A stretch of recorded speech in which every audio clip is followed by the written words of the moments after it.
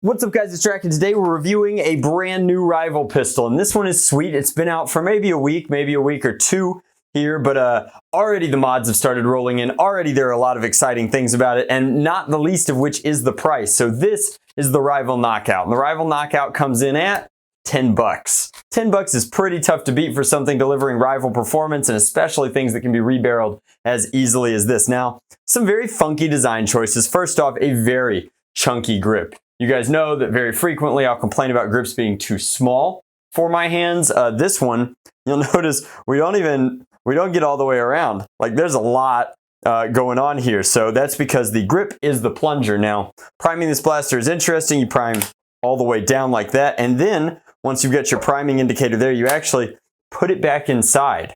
That is a prime and reset. So this is now a primed rival blaster. So the main question is, at 10 bucks, does the Rival Knockout deliver the hits? And honestly, it's got good reverb. It feels powerful.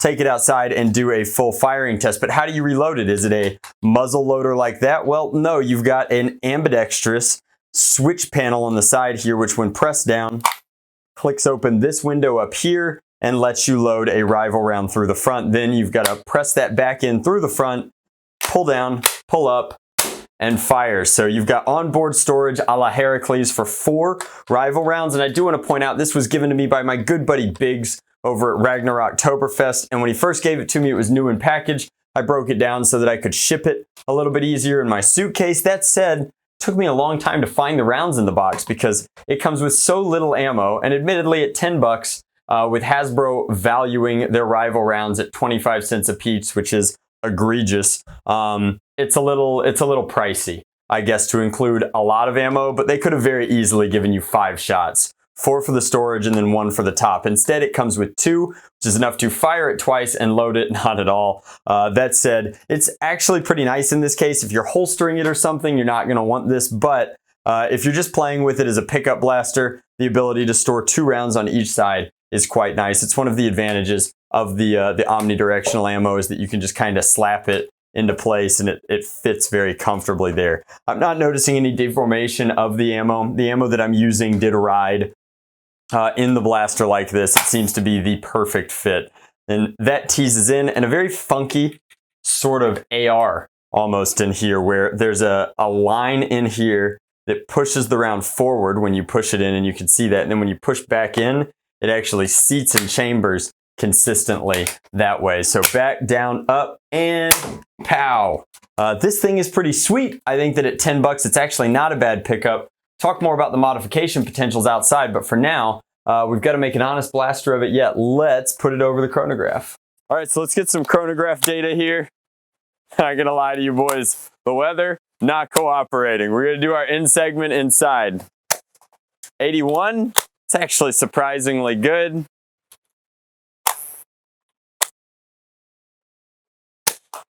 93, solid. Let's go ahead and put 1 more over. And 90. All right, not bad at all. All right, guys, so the Knockout is a pretty sweet little sidearm. Is it getting full rival performance? More or less, which means that this extra chunky, and that's my one complaint about this thing. Grip is too large. Never thought I'd say that. It fits me just fine, but I know that Rival is ages 14 and up. I think that most children would have a very difficult time holding this blaster properly. Other than that, at 10 bucks, go out, pick one up. It's chock full of features, and I think that it's got some serious modification potential. In fact, I would not be surprised if, well, we shouldn't say that necessarily, but somebody at Hasbro might be looking out for us. This breech style system makes 0 sense, and that's why I feel that way. Anybody who can fit this handle could very easily front load this blaster.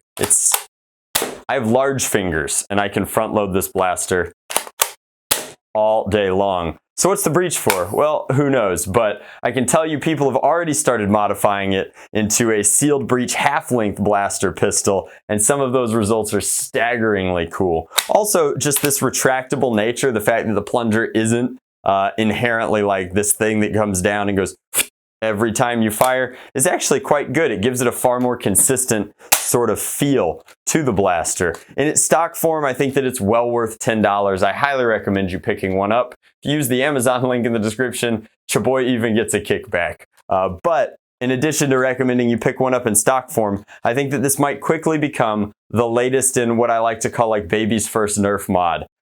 If you have done a Springer style mod in the past, because I think that the breach might be a little bit tricky, this could be the perfect built-in system to teach you how to do breach modding. Long shots are fickle. The long shot brass breach would be the ultimate brass breach. And then of course there are standard breach kits that you can buy now, but I think somebody will have a kit out for this blaster very, very soon. It might even be developed in-house, but if they don't, like this seems like a really cool Stefan slinger. That's just my take on it. Let me know in the description box below, what do you think the modification potential of the Knockout is? Do you think that it's worth fighting with this chunky grip? And how cool is the spring-loaded actuated breach? I could do that all day. Much love, Nerf on Drac out.